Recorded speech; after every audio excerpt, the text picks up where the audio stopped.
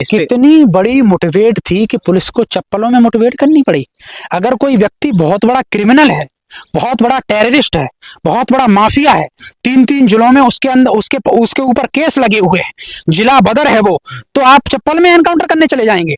Encounter का भी एक प्रावधान होता है। तो ऐसा भी तो हो सकता है कि पुलिस प्रशासन की तरफ से कि हमको आनन फानन में जानकारी मिली, हम स्लीपर में थे भाई, हम 24 घंटे ऑन ड्यूटी रहते हैं, तो हम पहुंच गए मौके पर। देखा गया कि यादव का एनकाउंटर करो तो उसमें राजनीतिक रूप से कितना लाभ हो सकता है, राजनीतिक रूप से हम यादवों का एनकाउंटर करके कितना अपने आप को पॉलिटिकल बैलेंस कर सकते हैं, किन किन कम्युनिटियों को बैलेंस करना। देखा गया कि जो इनकाउंटर हुए थे विकास दुबे से जो इनकाउंटर शुरू हुआ, उसके बाद में सैकड़ों इनकाउंटर जो है वो ठाकुरों के भी हुए, लेकिन इसमें फिर यादव जाति कैसे जुड़ गई? ये देखिए, इस देश के अंदर गलत कृत्य करने वाले जितने भी एनकाउंटर हुए, चाहे ठाकुरों के हुए, क्षत्रियों के हुए, बनियों के हुए, वैश्यों के हुए, शूद्र हुए, जिन्होंने गलत कृत्य किए और जो एनकाउंटर के लायक थे, जिनके एनकाउंटर हुए, मैं बिल्कुल भी उनका समर्थन नहीं करता हूं। बहुत अच्छा काम किया, मैं इसके लिए योगी सरकार की, भारतीय जनता पार्टी की सराहना करता हूं, उनकी बेहतर। नमस्कार दोस्तों, स्वागत है आप सबका मेरे चैनल समरस भारत में। मैं श्रवण कुमार इस वक्त मौजूद हूं जनपद जौनपुर में।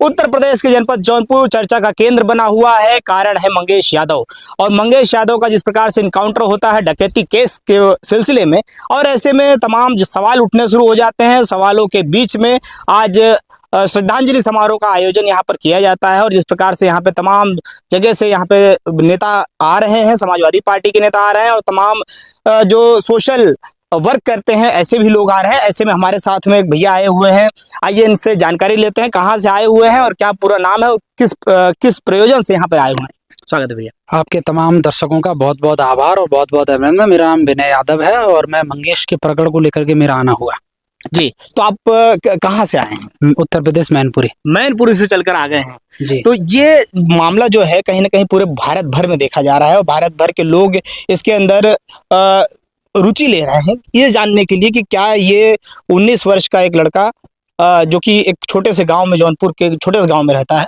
और उसके ऊपर इतनी बड़ी धारा लग जाती है और 1 लाख का इनामिया घोषित हो जाता है। देखिए, मंगेश यादव को आधार बना करके राजनीतिक रोटियां सेकने के लिए और पूरे देश और दुनिया के अंदर कि यादव किसी के पीछे लगाए तो वो माफिया है, यादव किसी के पीछे लगाए तो वो टेररिस्ट है, यादव किसी के पीछे लगा है तो दाऊद इब्राहिम की गैंग का सदस्य है, यादव किसी के पीछे लगा है तो बहुत बड़ा बलात्कारी है, यादव किसी के पीछे लगा है तो वो बहुत बड़ा अखिलेश का समर्थन है। इस तरीके की छवि बनाने का काम पिछले 5-7 सालों में मैं देख रहा हूँ इस देश की राजनीतिक परिपाटी में हुआ है, और उसी का शिकार मंगेश यादव हो गया। मंगेश यादव के ऊपर जितने भी चार्जेस लगे थे उसके अनुसार उसके जो भी सजा का प्रावधान बनता था वो होना चाहिए था, उसको कोर्ट तय करता। लेकिन मंगेश यादव गुनहगार था, इतना बड़ा गुनहगार नहीं था कि प्रशासन को उसका एनकाउंटर करना पड़ता, और एनकाउंटर भी लोअर और टीसरों और स्लीपर में करना पड़ता। ये बड़ी दुर्भाग्य की बात है। पूरी दुनिया इस एनकाउंटर को देख रही है, जांच के दायरे में ये एनकाउंटर है, और मुझे इसलिए यहाँ आना पड़ा कि कम से कम जातिगत आधार पर इस देश के अंदर ये राजनीति बंद होनी चाहिए। आप ऐसा कह रहे हैं कि जातिगत आधार पर राजनीति बंद होनी चाहिए, लेकिन वहीं जब ये मामला जिस प्रकार से तूल पकड़ता है, इसका एकमात्र कारण बन जाते हैं अखिलेश यादव जब वो ट्वीट करते हैं। और अगर वो ट्वीट करते हैं तो जो विपक्षी हैं, जो कह सकते हैं कि भाजपा की जो सरकार है, उनके लोग ये कहते हैं कि ये ट्वीट तभी आता है जब कोई अपराधी मारा जाता है, और वो यादव अपराधी होता है, तभी अखिलेश यादव का ट्वीट क्यों आता है? देखिए, ये फैसला कौन अपराधी था नहीं था ये तो कोर्ट करता। कोर्ट को तो मौका मिला नहीं, कोर्ट को तो समय मिला नहीं, आपने पहले ही चीजों को फिनिश कर दिया। मैं एक चीज कहना चाहता हूं कि अखिलेश यादव ने जो भी ट्वीट किया है, मैं अखिलेश यादव के ट्वीट पे नहीं जा रहा हूं, लेकिन मैं इस चीज को जरूर कहना चाहता हूं कि पूरे देश और दुनिया ने देखा कि जो अभी आबो हवा इस देश की राजनीतिक चल रही है वो जातिगत आधार की चल रही है। और अगर राजनेता लोग और पुलिस प्रशासन भी अगर जातिगत आधार पर उन चीजों को मुद्दा बना करके अगर इस तरीके से एनकाउंटर करेंगे तो मैं समझता हूं कि संविधान और लोकतांत्रिक व्यवस्था और लॉ एंड ऑर्डर की व्यवस्थाएं खत्म हो जाएंगी इस देश के अंदर। भाई, आप उसको रातों रात इतना बड़ा माफिया बना देते हो कि आपको उसका एनकाउंटर करना पड़ता है, जबकि उसका जो पूर्व का जो बैकग्राउंड था, उसका जो भी क्रिमिनल बैकग्राउंड था, वो क्रिमिनल बैकग्राउंड पुलिस प्रशासन भी इस बात को जानता है कि इतना नहीं था कि आपको आनन फानन में उसका एनकाउंटर करना पड़ता। इसका जाहिर सी बात है, संदेह की बात है कि कहीं ना कहीं ये चीजें पूरी स्क्रिप्टेड थी, पूरी चीजें प्लानिंग के तहत की गई, और उसमें देखा गया कि यादव का एनकाउंटर करो तो उसमें राजनीतिक रूप से कितना लाभ हो सकता है, राजनीतिक रूप से हम यादवों का एनकाउंटर करके कितना अपने आप को पॉलिटिकल बैलेंस कर सकते हैं, किन किन कम्युनिटियों को बैलेंस कर सकते हैं। तो ये सब चीजें थी, इनको साधने का अब ये चीज जग जाहिर हो गई है। ये चीजें बढ़ेंगी तो राजनीतिक रूप से आज किसी की सरकार है, कल दूसरे की सरकार आएगी, तो इस तरीके की असमंजता की स्थिति होगी। तो मैं समझता हूँ कि इस तरीके की चीजें नहीं होनी चाहिए। जैसे उत्तर प्रदेश में देखा जा रहा है कि 10 विधानसभाओं में उपचुनाव होने हैं और उपचुनाव बहुत ज्यादा दूरी पे नहीं है, लगभग समकक्ष आ गए हैं। और ऐसे में जो जिस प्रकार से बीजेपी पार्टी या बीजेपी सरकार के जो प्रतिनिधित्व करने वाले लोग हैं, उनका ये कहना है कि ये सारा का सारा जो प्रोपेगेंडा रचा गया है अखिलेश यादव द्वारा, जातिगत तूल पकड़ाया जा रहा है उस विधानसभा के चुनाव को मद्देनजर। देखिए, मैं ऐसा मानता हूं कि अगर राजनीतिक रूप से किसी की हत्या होती है और वो हत्या जब शक के दायरे में आ जाती है, तो कहीं ना कहीं पॉलिटिकल जो भी अपोजिशन है उसको ये राइट होता है कि वो आवाज उठाएं। मैं अखिलेश यादव का कोई पक्षधर नहीं हूं, ना मैं कोई समाजवादी पार्टी का कार्यकर्ता हूं, आपको अभी बता दूं, मैं किसी पार्टी का कार्यकर्ता नहीं हूं। लेकिन मैं इस बात को जरूर कहना चाहता हूं कि मंगेश यादव का एनकाउंटर पूरी तरीके से एक जांच के दायरे में आता है, और जब कोई भी एनकाउंटर जांच के दायरे में आता है तो 10 लोग 10 तरीके के सवाल करते हैं। और इसलिए मैंने कहा कि अब इस देश के अंदर एक नीति बन चुकी है कि यादव देखो, यादव को ठोको, यादव को जहां देखो वहां जेसीबी ठोको, यादव को जहां देखो गोली ठोको, यादव को जहां देखो सर में ठोको, यादव को जहां देखो पेट में ठोको, यादव को जहां देखो कमर से नीचे ठोको। मतलब यादवों की ठुकाई का एक पूरी तरीके से एक प्रयोजन और कार्यक्रम, एक ट्रेंड इस देश के अंदर इस वक्त चल रहा है।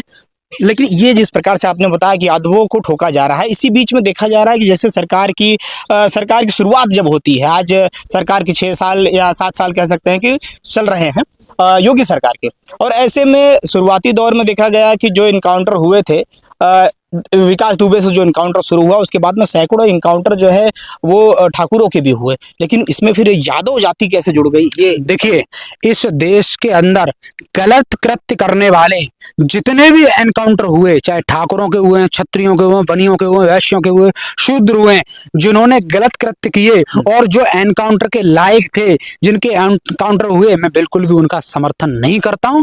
बहुत अच्छा काम किया, मैं इसके लिए योगी सरकार की, भारतीय जनता पार्टी की सराहना करता हूं, उनकी बेहतर नीतियों की, पुलिस प्रशासन व्यवस्थाओं की सराहना करता हूं। लेकिन आप एक व्यक्ति को जो सामान्य रूप से आरोपी है, कुछ केस उसके ऊपर हैं, इतना बड़ा माफिया नहीं है, उस पर गैंगस्टर नहीं लगी है, वो कोई जिला बदर तो था नहीं, जिला बदर था क्या, उसके ऊपर गैंगस्टर लगी थी क्या, बड़ा बलात्कारी था क्या, बड़ा माफिया था क्या, उसका नेटवर्क पाकिस्तान के साथ था क्या, उसका नेटवर्क दाऊद इब्राहिम की गैंग के साथ था क्या, उसका नेटवर्क दुनिया के उन ISIS जैसे बड़े इस्लामिक संगठनों के साथ था जो इस देश के अंदर वायलेंस पैदा करते थे? ऐसा नहीं था। तो आपने रात को बना करके, आपको ऐसी क्या जल्दबाजी पड़े? क्या आपको ये जल्दबाजी थी कि उपचुनाव नजदीक आ रहे हैं तो राजनीतिक रूप से कहीं ना कहीं वोट बैंक का आधार बनेंगे और हम बड़ी कम्युनिटी को एक मैसेज दे पाएंगे? ये बात भी हो सकती है, और हो क्यों नहीं सकती है? ये कॉमन सा सवाल है, देश की जनता पूछ रही है, हर नागरिक जिम्मेदार पूछ रहा है। तो मैं ये कह रहा हूं कि इस देश के अंदर राजनीतिक रूप से मंगेश यादव को टारगेट किया गया है, मंगेश यादव की बलि दे दी गई, दुर्भाग्यपूर्ण है। हाँ, मंगेश यादव को आप कोर्ट के सामने पेश करते, 2 साल, 4 साल, 6 साल, जितना साल का प्रावधान था आप उसको दे देते, हमको कोई दिक्कत नहीं थी। जो उसने गुनाह किए तो उसको सारा सजा मिलती, लेकिन आप ठोक देते हो उसको। ये उत्तर प्रदेश सरकार कहें या उत्तर प्रदेश पुलिस की बात करें, STF की बात करें, तो STF का कहना है कि 8 मुकदमे थे, 3 जिलों में उसके ऊपर अलग अलग मुकदमे दायर थे, और साथ में मुठभेड़ में ये मंगेश यादव का इनकाउंटर किया गया है। कितनी बड़ी मुठभेड़ थी कि पुलिस को चप्पलों में मुठभेड़ करनी पड़ी। अगर कोई व्यक्ति बहुत बड़ा क्रिमिनल है, बहुत बड़ा टेररिस्ट है, बहुत बड़ा माफिया है, 3 जिलों में उसके अंदर उसके ऊपर केस लगे हुए हैं, जिला बदर है वो, तो आप चप्पल में एनकाउंटर करने चले जाएंगे? एनकाउंटर का भी एक प्रावधान होता है। तो ऐसा भी तो हो सकता है कि पुलिस प्रशासन की तरफ से कि हमको आनन फानन में जानकारी मिली, हम स्लीपर में थे भाई, हम 24 घंटा ऑन ड्यूटी रहते हैं, तो हम पहुंच गए मौके पर। ओहो, इतना बड़े माफिया का आप एनकाउंटर करने जा रहे हैं और आप चप्पल में जा रहे हैं, आपको बिल्कुल भी भय नहीं है। इसमें यह भी तो सवाल उठता है कि इसका मतलब जिसका आप एनकाउंटर करने जा रहे हैं आप उसको क्रिमिनल मानते ही नहीं हो। ऐसा भी तो आपके अंदर डर ही नहीं है, आपके अंदर के भाव ही नहीं है। आप अगर ऐसा बता रहे हैं तो ऐसा भी तो हो सकता है कि उस पुलिस वाले की बड़ी प्रशंसा हो कि देखो लोअर टी शर्ट और अपने प्राइवेट लाइफ में थे और तुरंत ऐसे मामले की जानकारी हुई और वो वहां पहुंच जाते हैं और इनकाउंटर में शामिल हो जाते हैं। देखिए, ये तो मैं पूर्वांचल की मीडिया की छावासी देना चाहता हूं कि मेन स्ट्रीम मीडिया की चकाचौंध में जब इस खबर को दिखाया गया तो आपके जैसे कुल वैकल्पिक मीडिया ने इस चीज को जनता तक पहुंचाने का प्रयास किया गया। ये जो केस है ये पूरी तरीके से जनता के सामने है और इस पर पुलिस प्रशासन को, सरकारों को निष्पक्षता के साथ सारे प्रमाण और प्रूफ सामने रखने पड़ेंगे। अगर एनकाउंटर करने का जरूरत पड़ी तो किन परिस्थितियों में पड़ी, और अगर एनकाउंटर करने के प्रावधान उनको मिला तो किन परिस्थितियों में मिला, और अगर वाकई में उस पे चार्जेस थे तो किन तिथियों में चार्जेस आपने लगाए, कितनी बार उसकी पेशियां हुई, कहां पेशियां हुई, और आखिर पुलिस अब तक क्यों सो रही थी, अब तक उसकी कितनी गिरफ्तारियां हुई, क्यों उसको पहले पेश नहीं किया गया। रातों रात सारी चीजें नहीं हो जाती हैं। ये कोई वो नहीं है, तम्बू नहीं बन रहा है कि आप गए झटपट लगा दिया और झटपट उखाड़ लिया, ऐसे थोड़े नहीं होता भाई। लॉ एंड ऑर्डर की व्यवस्था, मैंने कहा कि पूरी दुनिया भारत को इसलिए नहीं मानती है कि भारत पूरी दुनिया में जनसंख्या के मामले में सबसे ज्यादा बड़ा देश है, या हमारे पास सैन्य क्षमता ज्यादा है, या हमारे पास खनिज लबड़, हमारे पास पैसा संसाधन ज्यादा है। पूरी दुनिया भारत को इसलिए पूजती है कि भारत देश पूरी दुनिया की लोकतांत्रिक व्यवस्थाओं को चलाने वाले नीति, सिद्धांत, मानवीय मूल्य देता है। हमारे पास दुनिया का सबसे बड़ा लोकतांत्रिक देश है, दुनिया का सबसे बड़ा लिखित संविधान है। हम, हमारे संविधान से लोग सीखते हैं, और हमारा संविधान अगर इस तरीके से न्याय करने लगेगा तो कौन हमारे संविधान से सीखेगा। और योगी आदित्यनाथ जी के साथ मैं एक बात कह दूं कि योगी आदित्यनाथ जी आपकी कानूनी व्यवस्था से और स्टेट के लोग सीखते हैं। आपने जो स्टेप आप लेते हो वो उसको विदेशों के भी लोग फॉलो करते हैं, तो कहीं आपका कोई ऐसा गलत स्टेप ना हो जाए कि वो सारी चीजें संदेह के दायरे में आए और वो कहीं ना कहीं नीतियां फिर असमंजसता की स्थिति में उत्पन्न हो। इसलिए जातिगत अच्छा, ऐसा में जब आप यहाँ पर आए और आपने परिवार से मिला होगा, साथ में जो बहन है मंगेश की, उससे आपने जब बात करी होगी, तो आपको ये क्या जानकारी है कि जिस प्रकार से उत्तर प्रदेश पुलिस अपना एक बयान जारी करती है और साथ में एक वीडियो क्लिप भी जारी करती है जिसमें वो दिखाते हैं कि हम जब परिवार में आते हैं और परिवार के लोग जो है, जो जिस बहन की बात कर रहे हैं वो अब बयान बदल रही है। पहले कहा कि 2 महीने से मंगेश घर पे नहीं है और हमें उसकी जानकारी नहीं। देखिए, मैंने कहा कि ये एक बड़े लंबे जांच का विषय है। किन हालातों में मंगेश यादव की बहनों ने वो स्टेटमेंट दिए और किन परिस्थितियों में दिए, दबाव में दिलवाए गए, नहीं दिलवाए गए, ठीक है, रात्रि का समय, जो भी है स्थिति, क्योंकि मेरी बात भी हुई है, पहले तो सरकार उनको सुरक्षा मुहैया कराए और इसके साथ ही इसकी एक निष्पक्षता के साथ जांच हो। जल्दी ही मैंने कहा मैं इस प्रकरण में सीबीआई जांच की मांग करता हूं कि दूध का दूध, पानी का पानी हो जाएगा। हम सारी प्रशासनिक व्यवस्थाओं पे हम पे भरोसा है, लेकिन हमारा चूंकि राइट है, हम चाहते हैं कि इसकी एक बार सीबीआई जांच हो जाए तो कम से कम ये पता चल जाएगा कि इस कृत्य को किस तरीके से कौन लोग संलिप्त हैं और किन परिस्थितियों में यह एनकाउंटर हुआ होगा। क्या पुलिस ने जो किया है वो लीगल फॉर्म में किया गया है, या कहीं ना कहीं पुलिस से कुछ गलतियां हुई हैं, पुलिस कुछ चीजों को छुपाने का प्रयास कर रही है, दबाने का प्रयास कर रही है, तो दूध का दूध, पानी का पानी। लेकिन आपने सुरक्षा की बात करी, जिस प्रकार से विपक्ष भी कह सकते हैं कि जो जिस प्रकार सरकार है, सरकार का भी तो ये भी कहना हो सकता है कि भाई अपराधी को किस बात का सुरक्षा दे, अपराधी के परिवार को किस बात का सुरक्षा। अपराधी का, कितने बड़े क्रिमिनल अपराधी का परिवार है, डर के साए में जी रहा है, वो अपराधी है। उसका बाप जो कहीं बाहर गुजरात में 2 वक्त की रोटी करता था वो अपराधी है। उसकी माँ जो उसको बुखार है, उठ नहीं पा रही है, बोल नहीं पा रही है, दुर्बलता की हालत में है, वो क्रिमिनल है। उसकी बहन जो पढ़ाई करती है 10वीं की, आज अपने घर बैठी है, स्कूल नहीं जा सकती है, डर के साए में जी रही है, तो क्या वो लोग माफिया हैं, वो लोग क्रिमिनल हैं? नहीं है। जातिगत आधार पर मैं योगी जी से रिक्वेस्ट करता हूं कि अब जातिगत तूल इस मुद्दे को न दिया जाए। ये बड़े दुर्भाग्य की बात है, यादवों के फर्जी एनकाउंटर रोकने होंगे। अच्छा विनय जी, जैसे कि आप संसद के अंदर भी जाकर के मोटिवेशनल का स्पीकर का काम भी करते हैं और जिस प्रकार से अलग अलग जगह जाकर के आप बात भी करते हैं, युवा हैं आप, और ऐसा क्या माइंडसेट कहीं ना कहीं ऐसा बन रहा है इस परिदेश को देख करके, या कहीं ना कहीं जिस प्रकार से सरकार का रवैया है, जो यूथ युवा है जो यादव समाज से बिलोंग करते हैं, क्या वो जिस प्रकार से कहीं ना कहीं एक राह भटकने का काम हो सकता है क्या, जिस प्रकार से सरकार का अगर इस प्रकार का रवैया रहा तो?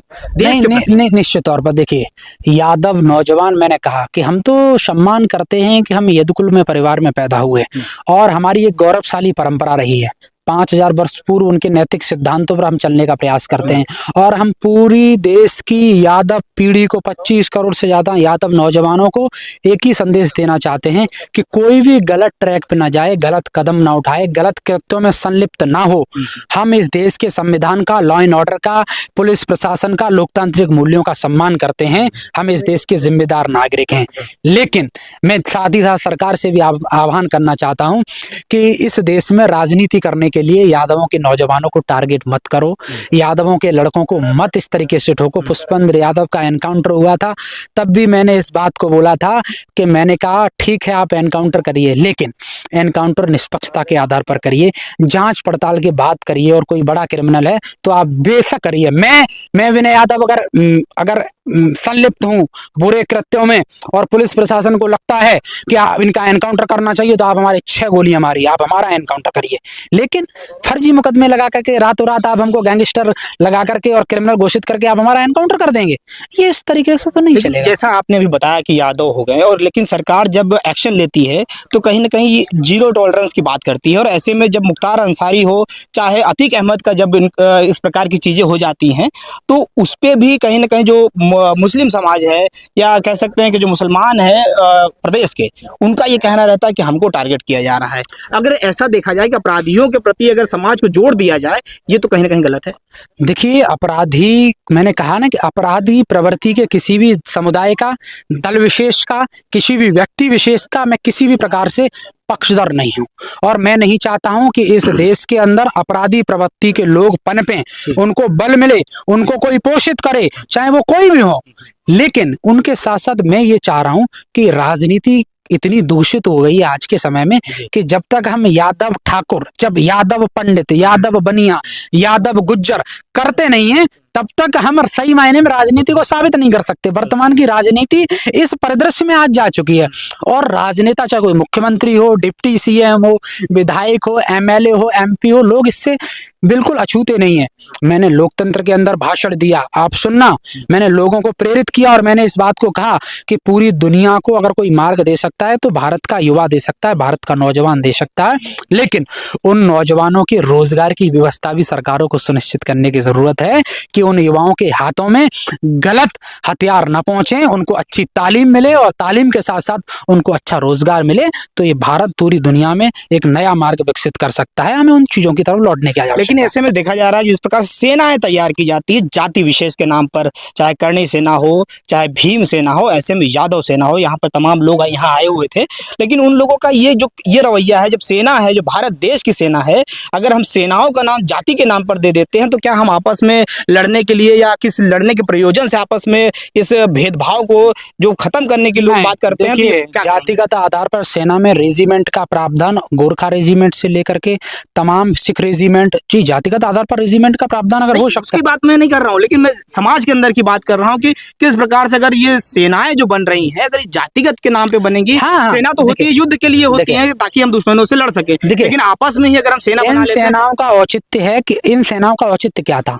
कोई व्यक्ति सामाजिक आर्थिक रूप से समाज में पिछड़ रहा है, ऐसे वर्गों को समान धारा में ला करके जोड़ना इन संगठनों का उद्देश्य था। लेकिन अब इन संगठनों का उद्देश्य राजनीतिक रूप से बढ़ रहा है, तो मैं चाहता हूं कि वो ऐसी चीजें नहीं होनी चाहिए। इन संगठनों का उद्देश्य, देखो हमारा कोई अगर यादव संगठन, उसका कारण क्या है कि यादव का कोई परिवार है, आर्थिक रूप से पिछड़ रहा है, समान धारा में नहीं ला रहा है, तो हम उसकी आवाज को उठा करके शासन प्रशासन तक पहुंचाएं, नीतियों तक पहुंचाएं, जिससे उनको रोजगार मिले। किसी को मकान नहीं मिला, किसी के पास पेयजल की व्यवस्था, इन चीजों के लिए है।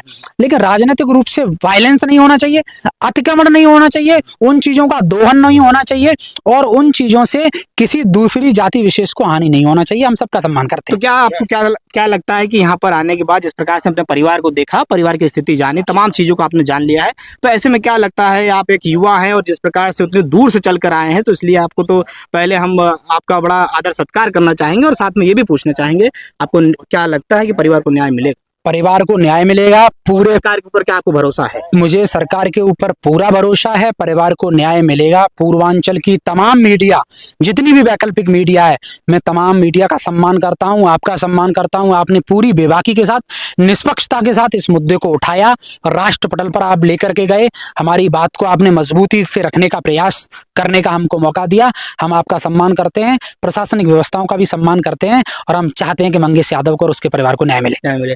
बहुत बहुत धन्यवाद आपका, आपने जिस प्रकार से बेबाकी से अपने हर सवालों का जवाब दिया है। साथियों, मैं बता दूं आपको कि जातिगत के आधार पे कोई इनकाउंटर नहीं होना चाहिए। जाति जिस प्रकार से बातें कही जाती है, और तमाम लोग, तमाम नेता बातें करते हैं, लेकिन कहीं ना कहीं ये देखा जाता है कि गरीब परिवार है, गरीब परिवार को किस प्रकार से न्याय मिले, तमाम लोग तमाम बातें इसी प्रकार से कर रहे हैं। ऐसे में विनय जी हमारे साथ में थे, इनसे बात करके कैसा आपको देखकर कैसा लगा कमेंट करके जरूर बताएं, और अच्छा लगा हो तो वीडियो ज़्यादा से ज़्यादा शेयर करें। फिर साथियों, मिलते हैं किसी नेक्स्ट वीडियो में। जय हिंद, जय भारत।